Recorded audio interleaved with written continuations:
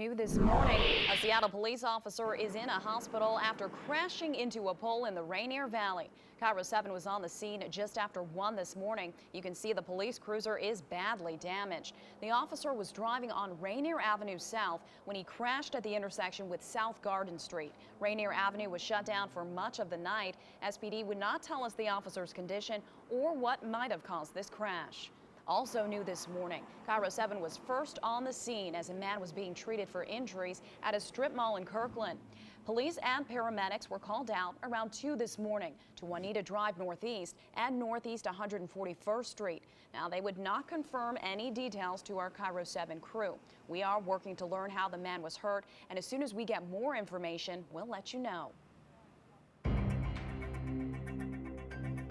And now 2 closures downtown will likely tie up traffic all weekend. You won't be able to use the Alaskan Way Viaduct or a main section of Aurora Avenue North. KIRO 7's Natasha Chen is live over the viaduct to explain what's behind the closures. Natasha. Well, Lindsay, the state is doing a semi-annual inspection of the viaduct behind me. We see some official vehicles here, but otherwise it's very quiet, and that's the way it will stay for the rest of this weekend.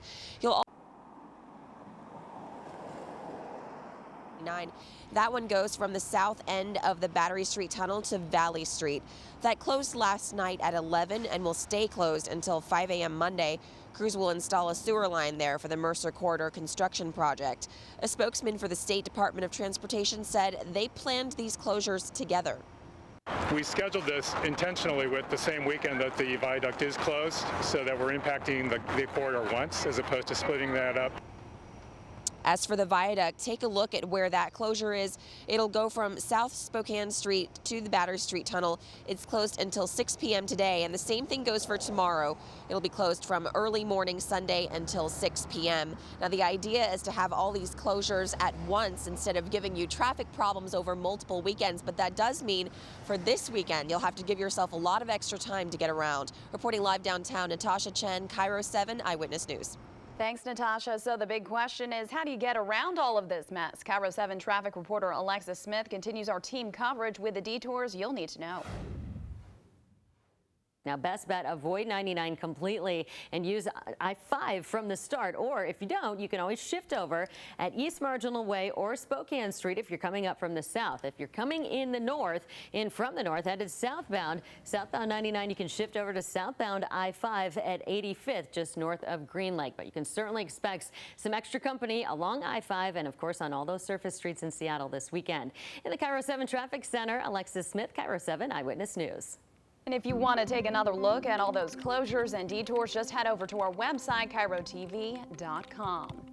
And this just in, the House has passed a bill that would pay federal workers who are furloughed during this government shutdown. The shutdown is now in its 5th day, and an estimated 800,000 federal workers are sitting at home.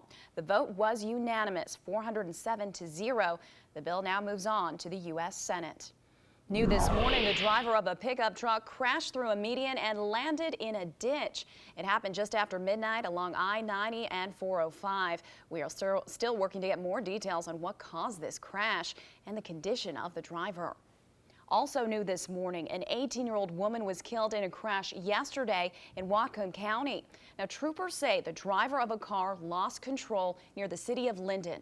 He crossed a center line and hit a pole. The passenger, 18-year-old Desiree Garrison Jones, died. The 20-year-old man behind the wheel survived. In the crash report, troopers said the driver, Curtis Guerrero Marquez, was speeding and that drugs or alcohol were involved. The man is now facing a charge of vehicular homicide.